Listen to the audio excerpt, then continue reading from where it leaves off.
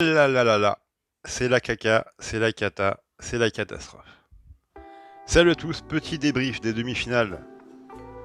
Et on continue l'album interminable de Panini Coupe du Monde 2026. Et forcément la déception pour beaucoup de supporters de l'équipe de France. Un petit peu d'incompréhension, mais au final, sincèrement, il n'y a pas eu photo sur le match. Alors oui, bon, tu prends un but penalty un peu casquette d'entrée de jeu, mais bon, c'est mal défendu, hein, simplement. Donc le match qui était déjà compliqué de base devient très compliqué. Et ensuite tu perds ton meilleur défenseur central, enfin un des deux meilleurs défenseurs centraux. Donc le match devient très très compliqué. T'ajoutes à ça que l'Espagne, ils ont la maîtrise. Et surtout, ils ont eu les couilles de pas descendre quand ils ont mené. Ils ont joué encore de plus en plus haut. Ils nous ont mis la tête dans le seau. Y a rien à dire les gars. Sincèrement, y a rien à dire. Alors déçu par l'équipe de France, par le manque un peu de réaction. Quand on voit des équipes comme l'Argentine et d'autres, hein, il y a au moins une rébellion. Là, il y a eu un peu rien eu, mais bon, il y a quelques circonstances atténuantes. On va pas parler de l'arbitrage, même si quand même le tacle de Yamal, tacle par derrière sur une attaque près de la surface. Je me rappelle des Coupes du Monde où ce genre de tacle c'était carton rouge direct. Bon, maintenant c'est même plus un carton, quoi. Donc. Il y a des trucs un petit peu bizarres, mais bon, ça on en avait déjà un peu parlé. Et là, de toute façon, le meilleur a gagné, tout simplement. Sur ce match-là, en tout cas. Le pauvre Saliba, j'espère que ça va aller, parce que du coup, il a reporté son opération pour jouer la Coupe du Monde, et on a vu que ça a craqué vers la fin, donc j'espère qu'il n'a pas trop aggravé son cas pour la suite de sa carrière. J'ai pas trop écouté ce qu'on dit les joueurs et tout. Hein. On va commencer à ouvrir d'ailleurs. Mais parce que je me doute un petit peu, mais au final, ça fait très très mal de se faire dominer comme ça. Ça fait très très mal de même pas pouvoir réagir. Mais écoutez, sincèrement, alors après, il y a un autre truc dont on va parler, dont on n'a pas parlé jusqu'à maintenant. C'est, alors on va pas tout remettre en cause, hein, mais c'est quand même une piste de travail au niveau de la formation. Ah, putain, j'arrive même pas à l'ouvrir. Parce que on voit quand même clairement qu'il y a, on peut dire maintenant, deux types de formation, on va dire, deux écoles de formation. T'as des écoles qui vont favoriser les joueurs plutôt physiques, que ce soit devant, milieu, derrière. Et d'autres qui vont vraiment privilégier l'intelligence de jeu, la technique, l'adaptabilité, le mental. Voilà. Et c'est ce que démontre un peu aussi bien l'Argentine que l'Espagne. Et ça, faut se l'avouer. Et pour l'instant, c'est... Oh là là là là. Mais je crois que je l'ai en double. Je crois qu'on l'avait déjà chopé le ballon d'or. Bah lui, c'est pareil. Il a fait un match plutôt moyen. Qu'est-ce que vous voulez, les gars? C'est comme ça. Mais pour l'instant, c'est leur football qui est en train de dominer le monde. Hein. Et tant mieux, parce que ça, c'est un football... Alors, des fois, c'est un petit peu chiant, c'est vrai. On se rappelle de l'Espagne. Tout vient de l'Espagne, les gars, de toute façon. Tout vient de l'Espagne. Paris Saint-Germain, le back-to-back, c'est signé Luis Enrique, les gars. C'est signé Barcelone.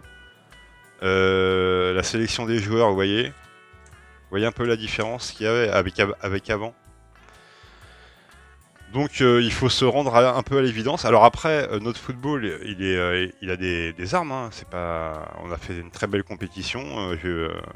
Rien à dire. Mais dès que tu vois que tu joues des grosses équipes, si t'as pas la maîtrise, ah bah tiens, l'Allemagne. Je sais pas si je les avais. Bah dis donc, ça y va les Français. Ah ouais, qui tiquait. Bah le pauvre, il s'est blessé avant la Coupe du Monde. Il faisait une super saison en plus. Donc, lui, c'est un des futurs attaquants de l'équipe de France, hein, je pense. Hein. Je bois un coup, les gars, parce qu'il fait encore chaud, même si l'orage arrive.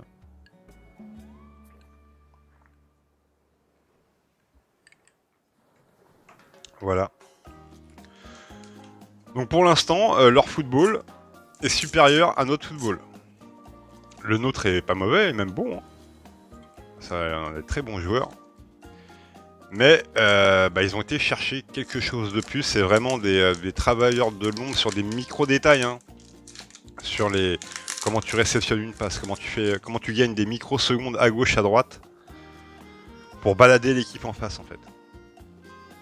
Et puis ils s'adaptent, quoi. On parlera un petit peu de l'Argentine après, mais qu'est-ce qui se passe, là? Ouais. Alors, ça c'est quoi, ça?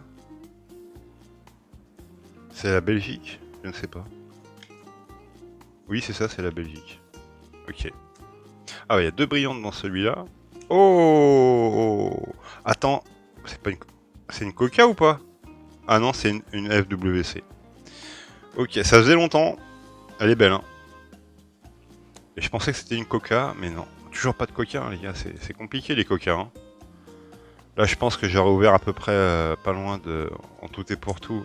Il reste encore un paquet à ouvrir. Le Maroc. Ah, coucou Hakimi. Et les Anglais. Les Anglais, on va en parler après. Donc, oui, non, rien à dire. Et puis, on a intérêt à prendre de la graine parce que quand je vois, hein, les gars, des mecs comme Griezmann,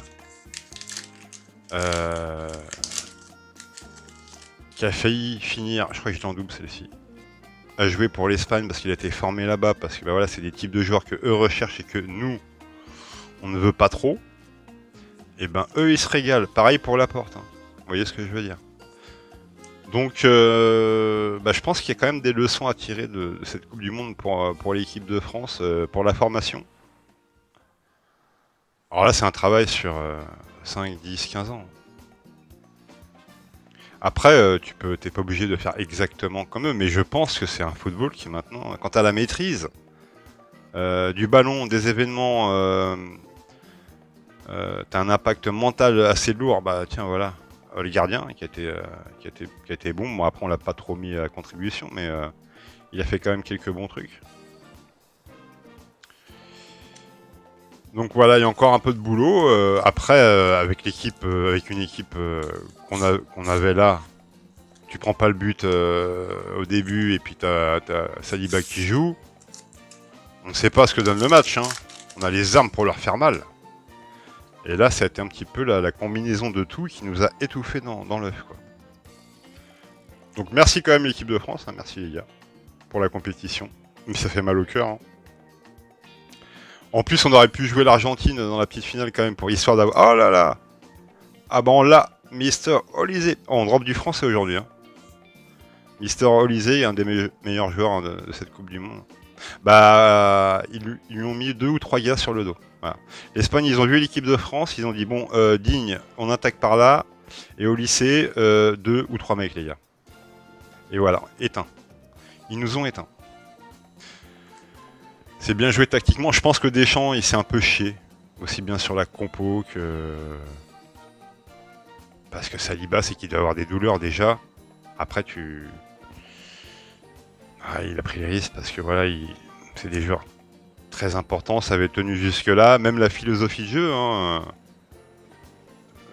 c'est difficile de repasser en 4-3-3 quand t'as bien joué comme ça avec 4 attaquants quasiment. C'est très compliqué, hein, je me mets à sa place. Donc faut pas tout jeter, les gars. C'est le foot, c'est comme ça, je comprends la passion, mais... Et puis on va partir sur une nouvelle page avec un nouvel entraîneur. Ça va faire du bien aussi à tout le monde. Donc voilà, bon, là, sa petite finale contre nos ennemis intimes, hein, les Anglais. J'aurais bien vu un match contre l'Argentine, mais on va parler de l'Argentine, je suis quand même content qu'ils aillent en finale, et je suis content qu'on ait une finale... Espagne-Argentine, hein, plutôt que Espagne-Angleterre en finale, franchement, parce que les Anglais, sincèrement, ils n'ont pas proposé grand-chose. Donc, ouais, non, les Anglais, ça m'aurait fait mal qu'ils soient en finale. Quoi. Au moins, c'est des équipes qui ont du ballon, qui ont du caractère, qui ont de l'envie, de la passion. C'est une dinguerie en Argentine depuis 4 ans. C'est magnifique, quoi. Je me mets à leur place, les gars, ils doivent kiffer. c'est mérité, qu'est-ce que vous voulez. Bon, même s'il y a eu des problèmes, hein. On connaît les problèmes, on aurait bien voulu les éclater en finale ou en petite finale. Hein. Bien évidemment. Mais il faut aussi reconnaître le talent. Ah, Lukaku, on tape des gros joueurs. Hein. Là, dans ce paquet, il y avait vraiment des gros joueurs. Lukaku. Argentine-Angleterre, les gars. Ouais, ça a failli être un hold-up. Même si l'Argentine, ils proposent pas grand-chose non plus. Hein, mais ils savent jouer, ça les dérange pas. Ils savent très bien qu'ils peuvent te mettre 2 buts. Ça fait combien de fois qu'ils mettent 1 ou 2 buts à partir de la 85e. Ils marquent quand ils veulent. Quoi. Et ça veut tout dire. Il y en a qui vont dire ils gagnent à l'arrache. Non, ne croyez pas ça, les gars. Ne croyez pas ça. De pouvoir accélérer quand tu le souhaites, c'est que t'es un monstre, mec. Donc ce sont des monstres. Hein. D'ailleurs, là, une finale, franchement, ça fait longtemps. Je suis très curieux de voir la finale. Hein. Très curieux de ce que ça va donner. Parce que ça pourra être un match, entre guillemets, chiant en termes footballistiques, c'est possible. Mais il y aura toujours du combat. Et ouais, je pense que ça va être bien chaud. Et aucune idée de qui va gagner. Hein. Aucune idée. Je vous dirais l'Espagne à première vue. Mais l'Argentine avec Messi qui vient de gagner une Coupe du Monde. Il a 39 ans, le mec, c'est... Là, il marque pas, mais il te met des passes quasiment décisives sur chaque but, quoi. Donc, il est juste hallucinant. Et je sais plus que c'est qui m'a dit... Zubimen. Qui m'a dit que... Oh là là, le petit Ayou. Que Messi, il avait un centre de gravité hyper bas. Mais c'est pas possible.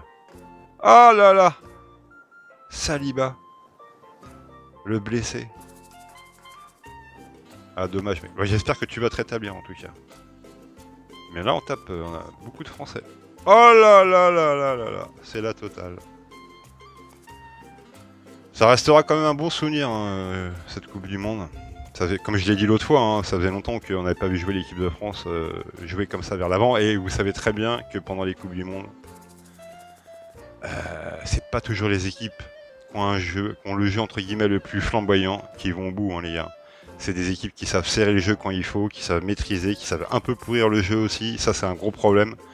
Alors, faut pas qu'on se mette en mode Paraguay, hein, mais faut pas se laisser faire. Faut vraiment devenir très très intelligent à ce niveau-là, parce que les matchs se jouent aussi dans la tête. Donc mentalement, je pense qu'il y a un petit boulot à faire. Quoi. Et on a le petit Fofana, le gardien. Donc, alors pour les buteurs, Kane, 0 but. Mbappé, 0 but. Messi, 0 but. Donc stand-by, mais il reste encore 2 matchs. Hein. Je crois que c'est samedi et dimanche. Donc je ferai la petite vidéo lundi pour faire le bilan de tout ça. Et bah ouais, elle était longue. Hein. C'est une Coupe du Monde qui est longue. Mais qui était quand même plaisante, les gars, quand même. Faut pas... Il y a eu mieux, mais il y a eu pire aussi. Hein. Bon, Philippe, bah c'est pas mal quand même en termes d'équipe de France, ça fait plaisir.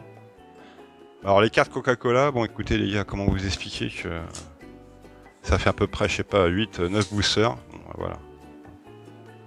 Elles sont où? Vous avez pensé à mettre des cartes Coca-Cola dans votre album Coca-Cola, les gars?